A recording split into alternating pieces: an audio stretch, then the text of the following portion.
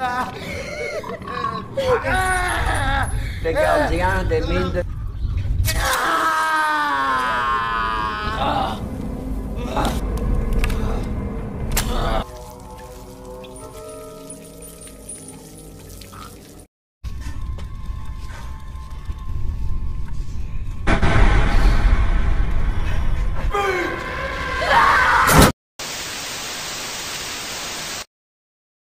Sebuah film karya Xavier Gens yang terinspirasi dari film Texas Chainsaw Massacre yang bertema kanibalisme. Film ini plotnya sederhana dan mungkin sudah konvensional. Film ini berasal dari negara Perancis yang bercerita tentang sekelompok anak muda yang menjadi perampok. Lalu mereka melarikan diri ke sebuah kota terpencil guna menghindari kejaran polisi. Sesampainya di sebuah penginapan, ternyata pengelola penginapan tersebut adalah keluarga psikopat sekaligus kanibal yang mempunyai keyakinan terhadap kepercayaan neo-Nazi.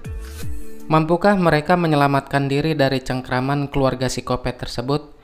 Yuk simak terus video ini, jangan kemana-mana, dan inilah film Frontiers tahun 2007.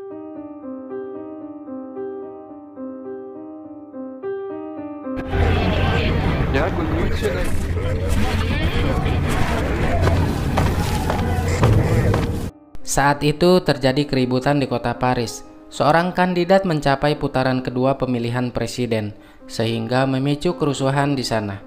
Berharap untuk melarikan diri dari kota tersebut menuju kota Amsterdam, Belanda, akan tetapi membutuhkan uang yang cukup banyak. Sekelompok geng jalanan yang terdiri dari pemuda Arab Muslim, yaitu Alec, Tom, Farid, Yasmin, dan saudara laki-lakinya yang bernama Semi. Mereka semua memanfaatkan kekacauan untuk melakukan perampokan di sebuah bank, sehingga aksi mereka diketahui oleh polisi dan mengejar mereka. Baku tembak pun terjadi di sini dan salah satu dari mereka yang bernama Semi terkena tembakan polisi. Karena situasi yang sedang kacau, mereka pun terpisah.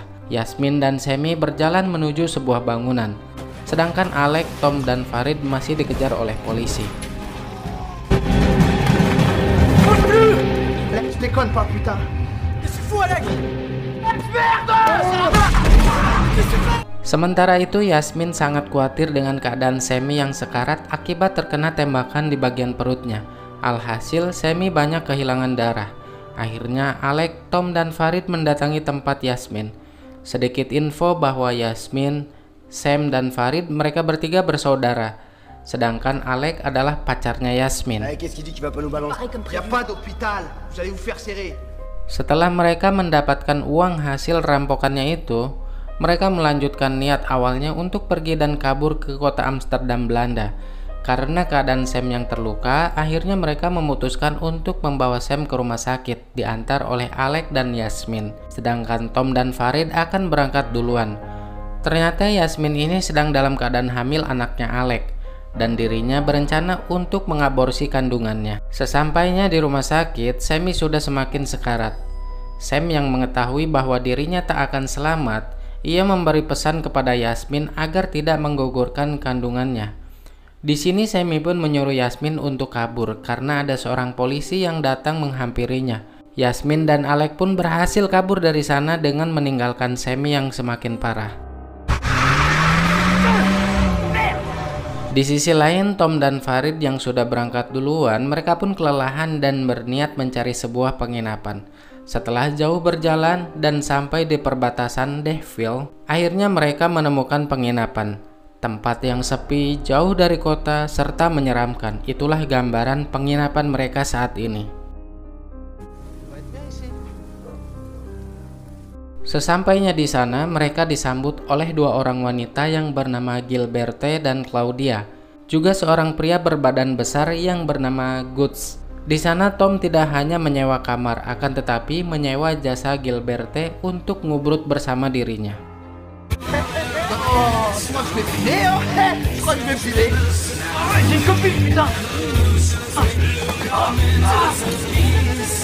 Setelah selesai, Tom dan Farid diajak makan bersama.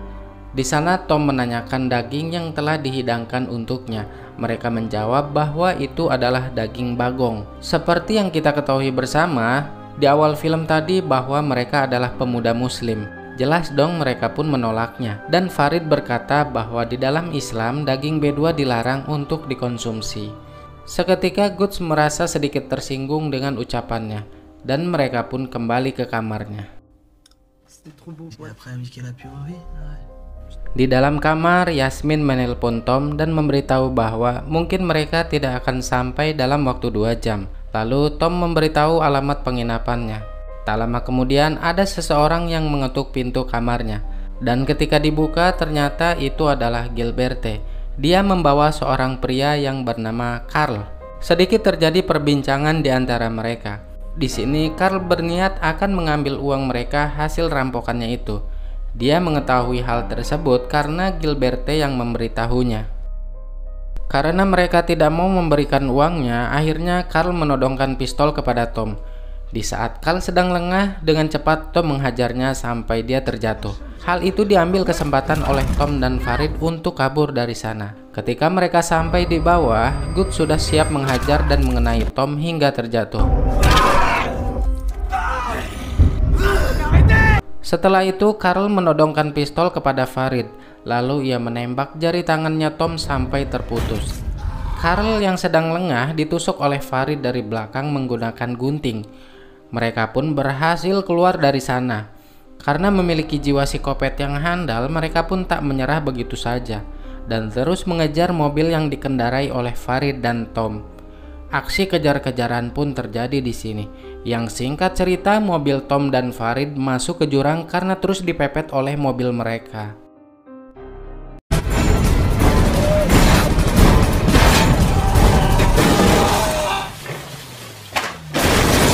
Beruntung Tom dan Farid masih bisa selamat.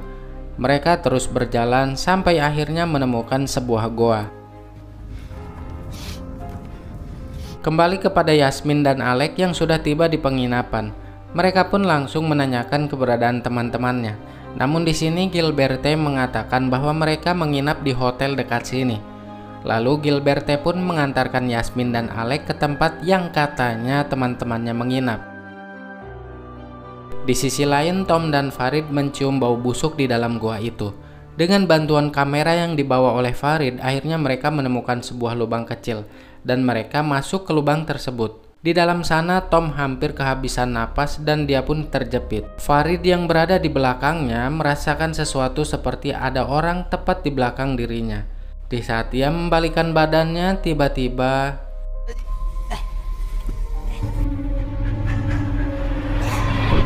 dia melihat sosok yang menyeramkan. Dengan penuh perjuangan, kini Tom pun sampai di atas. Akan tetapi inilah yang terjadi.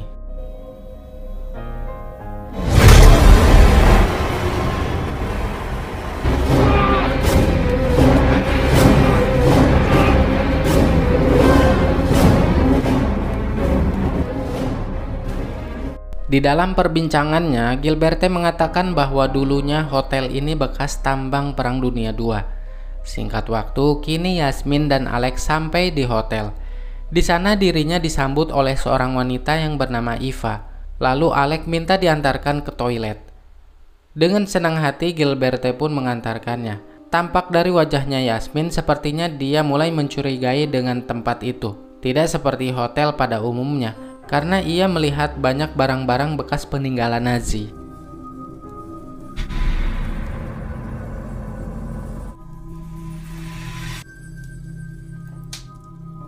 Setelah selesai buang air kecil, Alec pun melihat seorang pria bertubuh gemuk, besar, yang sedang melakukan sesuatu. Pria itu bernama Hans. Dia terus berjalan sampai pada akhirnya dirinya menemukan Tom yang sedang digantung. Alec berusaha menyelamatkan Tom, namun usahanya sia-sia. Dengan suara yang lirih, Tom pun menyuruh Alec agar meninggalkan tempat itu.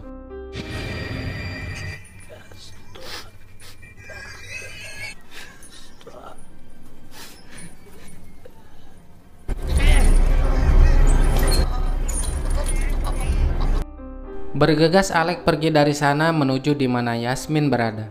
Namun mereka sudah terlambat. Seorang pria tua menyuruh anaknya untuk menangkapnya. Lalu Carl datang menembak Alec. Tak cukup sampai di situ, ia juga memukul Yasmin hingga terjatuh. Kini Hans pun datang untuk merantai Alec dan Yasmin. lalu membawanya ke ruang tahanan dekat kandang babi.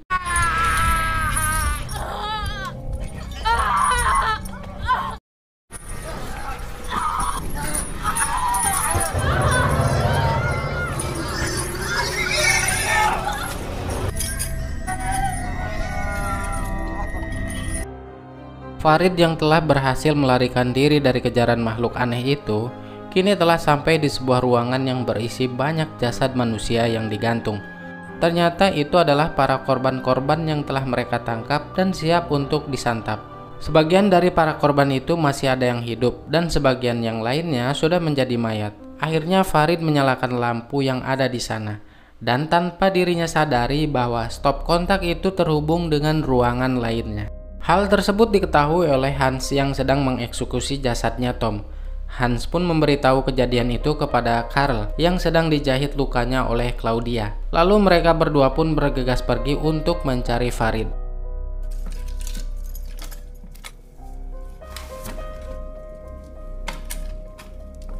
Sementara itu, Alec dan Yasmin sedang berusaha melepaskan diri dari pengikat rantai.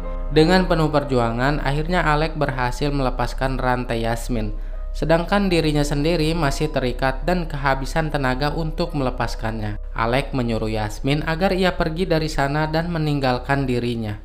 Di sisi lain, Farid yang sedang diburu oleh mereka berhasil memukul Karl dari belakang menggunakan bogem hingga tak berdaya. Tak diduga di belakangnya sudah ada Hans yang siap untuk memukul pakai senapannya. Beruntung dirinya masih bisa selamat dan berlari dari sana. Kini ia masuk ke sebuah ruangan kecil. Ternyata itu adalah ruangan uap yang biasa digunakan untuk mengeksekusi para korbannya. Hans yang mengetahui hal itu, ia langsung membuka keran uap panas sampai kulitnya meleleh. Tak hanya sampai di situ, Hans langsung menembaknya hingga tewas.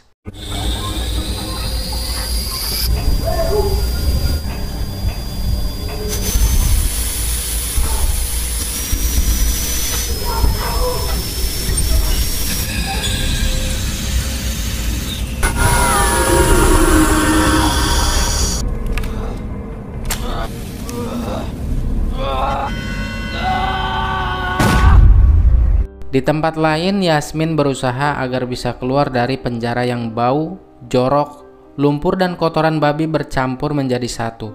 Ia menggali lumpur itu agar bisa melewati pagarnya. Dengan penuh perjuangan, akhirnya ia berhasil melarikan diri dari sana. Si ayah yang mengetahui bahwa Yasmin telah kabur, seketika dirinya emosi dan langsung memotong tendon kakinya Alec, sehingga ia tidak bisa berjalan lagi.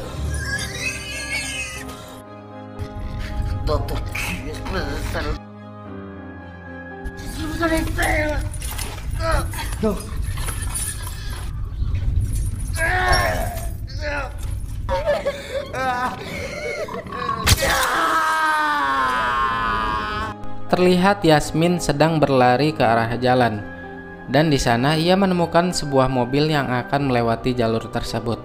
Namun naas dia tidak mengetahui bahwa Guts bagian dari para psikopat itu. Akhirnya dengan polosnya dia menumpang pada mobil tersebut, dan inilah yang terjadi.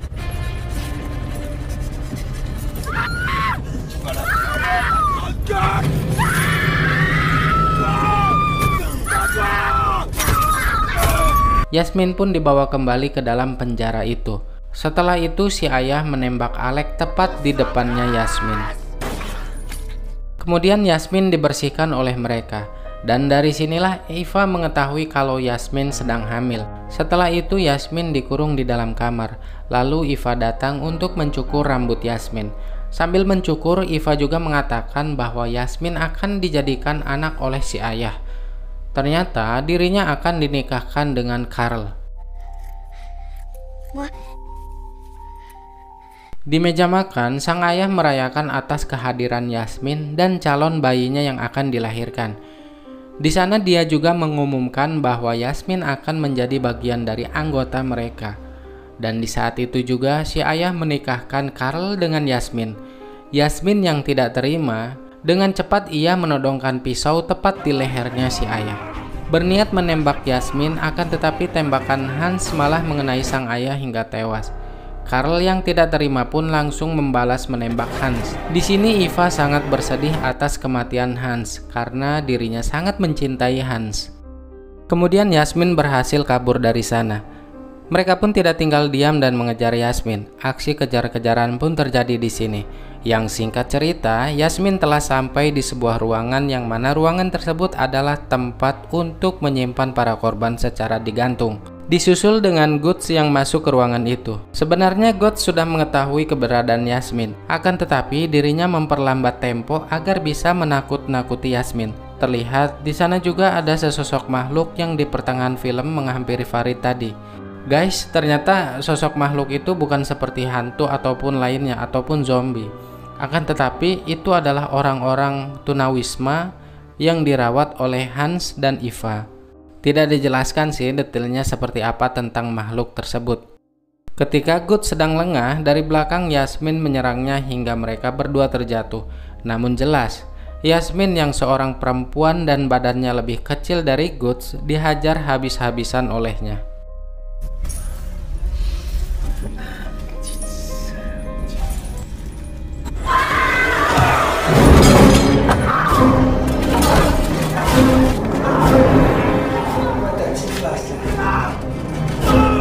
Di sini Guts menyalakan mesin pemotong daging. Lalu Yasmin pun mulai mengambil kapak yang dibawa oleh Guts tadi.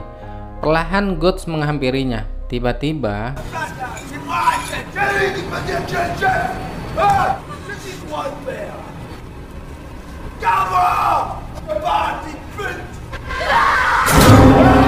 Yasmin secara bertubi-tubi menyerangnya menggunakan kapak miliknya Guts. Tak hanya sampai di situ, Yasmin mendorong Guts ke arah mesin potong yang sudah dinyalakan oleh Guts. Setelah itu, Karl masuk ke dalam sana dan melihat Guts yang sudah tewas dalam keadaan mengenaskan. Bergegas dirinya mencari Yasmin. Singkat waktu, ketika Yasmin akan pergi menggunakan lift, tiba-tiba Karl muncul di hadapannya. Dia masuk lalu membawanya ke lantai atas. Karl yang sudah siap untuk menembak Yasmin, tiba-tiba ada Eva yang lebih dulu menembak Karl. Dia melakukan hal tersebut karena dirinya membalaskan dendam atas kematian Hans.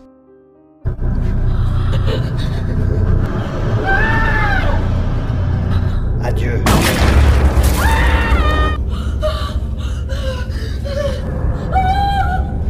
Eva yang merasa kasihan dengan Yasmin, lalu ia menyuruh Yasmin pergi dari sana. Sesampainya di mobil, kuncinya tidak ada dan terpaksa mengharuskan dirinya untuk mencari terlebih dahulu. Yasmin masuk ke dalam sana dan mencari kunci itu yang berada di dalam saku celana Alex. Setelah mendapatkannya, ia juga mempersiapkan senjata untuk berjaga-jaga. Gilberte dan Claudia yang sudah siap menyerang Yasmin, mereka menunggunya di luar. Saat Yasmin keluar, baku tembak pun terjadi di sini.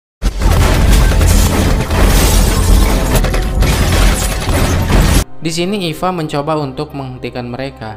Seketika Yasmin menembak tabung gas yang tepat berada di belakang Gilberte dan Claudia. Setelah dikira aman, Yasmin pun perlahan untuk pergi dari sana. Tak diduga Gilberte masih hidup dan langsung menodongkan senapan di kepalanya Yasmin. Perlahan tapi pasti Yasmin langsung menepis senapan itu lalu menyerangnya hingga terjatuh. Tak hanya sampai di situ, dirinya juga menggigit telinganya Gilberte hingga putus.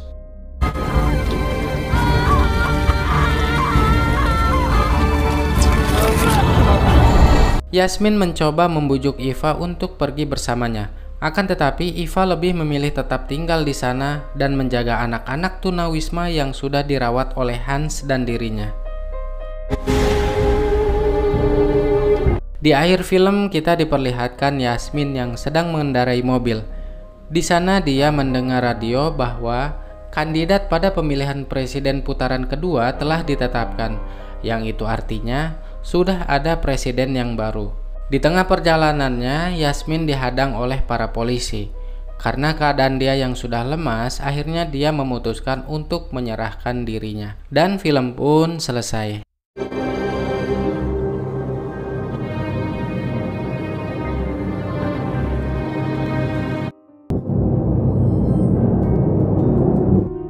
Frontiers atau Les Frontieres dalam judul aslinya berarti perbatasan. Dalam film ini bukan saja mereka harus melewati batas wilayah, tetapi juga menghadapi batas kesadisan yang ditunjukkan pelaku. Akting prima para pemain dan efek visual serta make up yang realistik membuat film ini bukan sekedar gore fiesta. Sutradara Xavier Gens menampilkan Prancis yang gelap, kasar dan anarkis. Pas banget dengan konteks sosial politik Prancis tahun 2004, di mana kerusuhan tersebar di daerah pinggiran kota Paris dan meluas ke kota-kota lainnya. Pokoknya film ini rekomen banget buat kalian tonton, karena dari awal sampai akhir itu penuh dengan ketegangan. Oke guys, itu dia tadi alur cerita film dari saya. Saya ucapkan terima kasih banyak yang sudah setia menonton video-video dari saya. Saya doakan semoga kalian semua selalu dimudahkan segala urusannya. Dan sampai ketemu lagi di rangkuman film selanjutnya.